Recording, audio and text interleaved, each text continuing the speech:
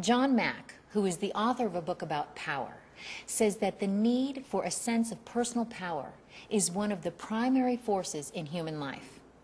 On the other hand, he also says that the feeling of powerlessness is one of the most disturbing of human emotions, a feeling to be avoided at all costs. Just what is power? Psychologists define power as the ability to determine or to change the actions or behavior of other people.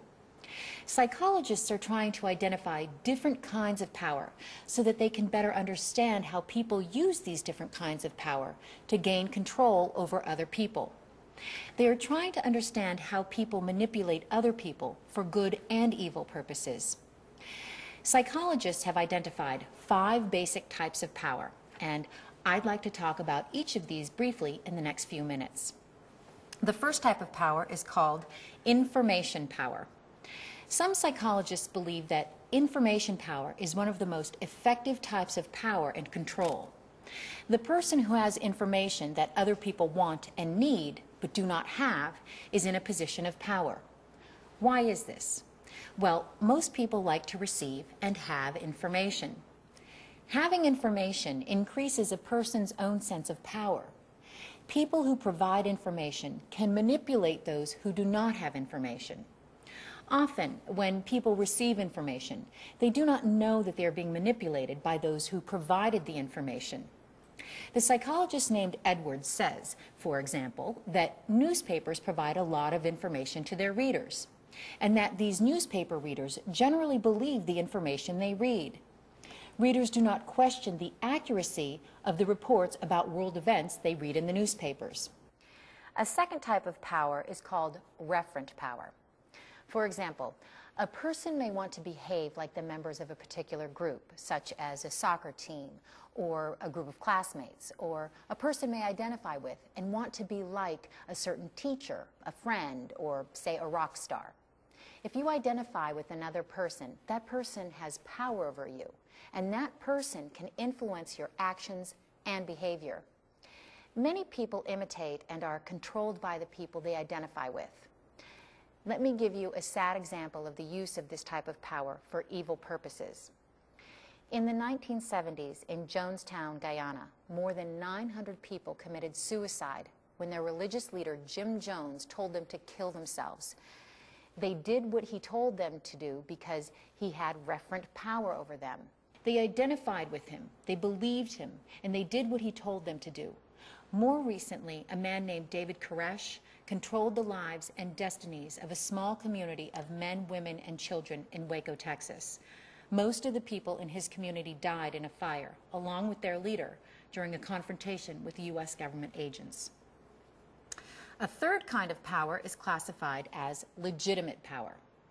Government officials, according to Edwards, have a lot of legitimate power.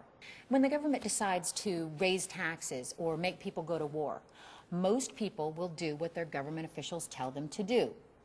One psychologist reported on an experiment that showed an example of this type of power. In this experiment, the researcher asked people on the street to move away from the bus stop. When he was dressed as a civilian, few people moved away from the bus stop. When the researcher was dressed as a guard, most people moved away from the bus stop. The guard's uniform seemed to give the researcher a look of legitimate power. The fourth kind of power is called expert power. An expert is a person who is very skilled in some area, such as sports, or who knows a lot about something, such as computers. Most people are impressed by the skills or knowledge of an expert. Some of these experts use their skills at playing sports or knowing about computers to gain power and influence and to gain money or admiration, according to Edwards. In other words, they use their expertise to gain power. Finally, reward or coercive power is used by people who have the power to reward or punish another person's actions or behavior. Giving a reward will change people's behavior because it offers people a chance for gain. Giving a punishment may or may not cause the people to do what the powerful person wants them to do, but the changes may not last for a long time.